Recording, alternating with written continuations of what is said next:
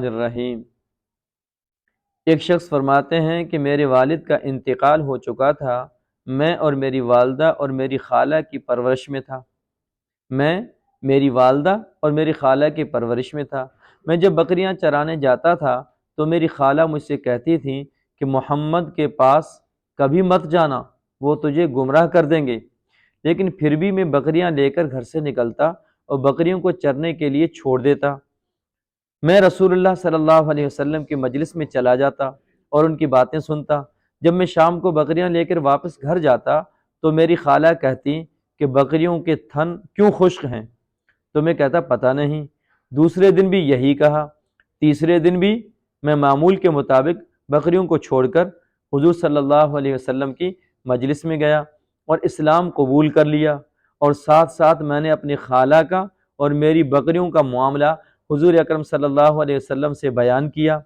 تو آپ صلی اللہ علیہ وسلم نے فرمایا بکریاں لے آؤ۔ میں لے کر آیا تو آپ صلی اللہ علیہ وسلم نے سب بکریوں کے پیٹ اور تھنوں پر اپنا مبارک ہاتھ پھیرا اور برکت کی دعا فرمائی تو ساری بکریاں موٹی ہو گئیں اور تھنوں میں دودھ بھر آیا۔ جب شام کو میں بکریاں لے کر گھر آیا تو خالہ نے فرمایا کیا بات ہے؟ تو میں نے کہا روزانہ جہاں چراتا تھا آج بھی وہیں چرائیں، لیکن میں اپنا واقعہ بیان کرتا ہوں۔ چنانچہ جب میں نے میری والدہ اور خالہ کے سامنے سارا واقعہ بیان کیا تو وہ خود کہنے لگیں کہ ہمیں بھی محمد کے پاس لے چلو۔ میں ان کو لے گیا تو دونوں نے اسلام قبول کر لیا اور آپ صلی اللہ علیہ وسلم کے ہاتھ پر بیعت کر لی۔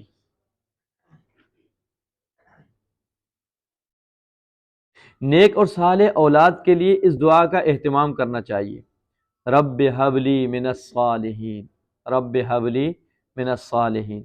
آپ صلی اللہ علیہ وسلم نے فرمایا باپ کے ساتھ حسن سلوک کا اعلیٰ درجہ یہ ہے کہ اس کے چلے جانے کے بعد اس کے ساتھ تعلقات رکھنے والوں کے ساتھ حسن سلوک کرے، یعنی والد کے جو دوست ہیں یا والد کے جو عزیز و اقارب رشتہ دار ہیں ددھیال کی طرف سے، ان کے ساتھ اچھا معاملہ آپ کریں تو انشاءاللہ والد کے جانے کے بعد بھی آپ فرما برداروں کی لسٹ میں رہیں گے۔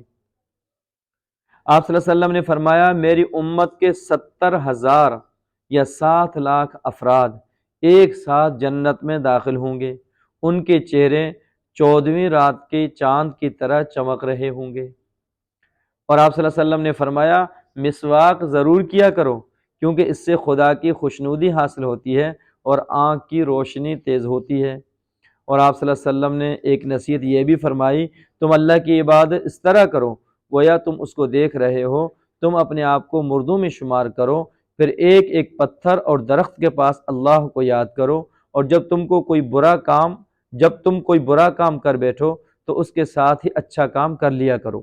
پوشیدہ گناہ کے بدلے پوشیدہ نیکی اور کھلم کھلا گناہ کے بدلے کھلم کھلا نیکی کر لیا کرو۔